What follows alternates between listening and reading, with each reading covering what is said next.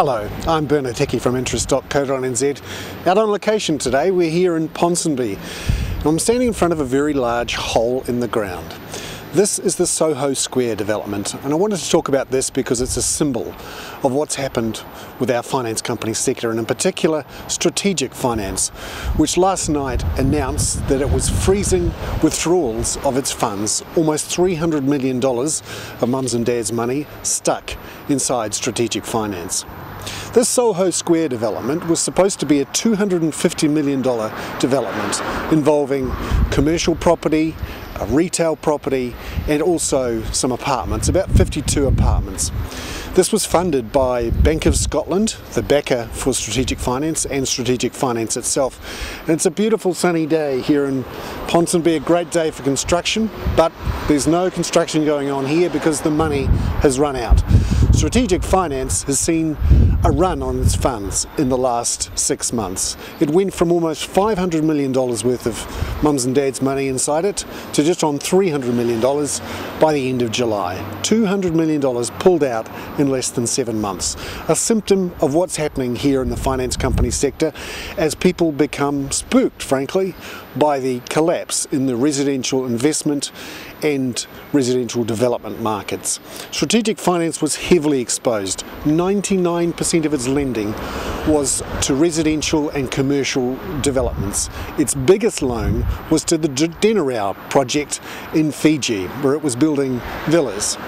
That project wasn't completed, and strategic finance had a huge second mortgage on it, about $90 million. This was the basic problem for strategic finance. It was too exposed to the residential property development sector, and this project here in Ponsonby was a symbol of that.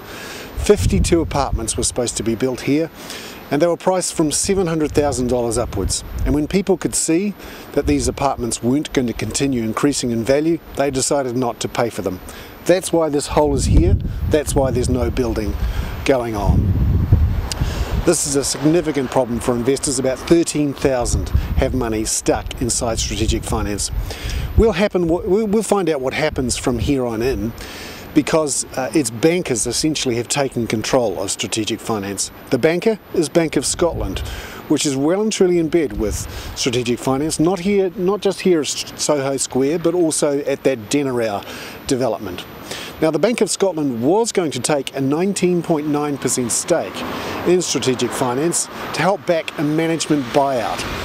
But it's now come back and said, well, after the collapse of Hanover and the continued withdrawal of funds, that it wants a capital restructure. This will mean, probably, that investors, mums and dads with money inside strategic, will have to take some sort of haircut to swap some of that debt for equity, in the same way that Bank of Scotland backed a similar deal for Geneva Finance a few months ago. This means that the founders of strategic finance, including Jock Hobbs, the chairman of the New Zealand Rugby Union, are likely to see a significant loss of their shareholder value.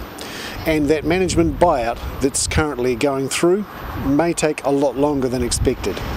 This is a massive blow for the likes of Jock Hobbs and Kerry Finnigan, the CEO of strategic finance. He was also the CEO of Hanover Finance. And it means that the $200 million that they received from Allco HIT when they sold strategic finance in 2006, 2007, some of that money will have to be re-injected, you'd have to think, inside strategic finance. I'm Bernard Hickey for interest.co.nz. That was a special report on the suspension of withdrawals from strategic finance here at the Soho Square development in Ponsonby.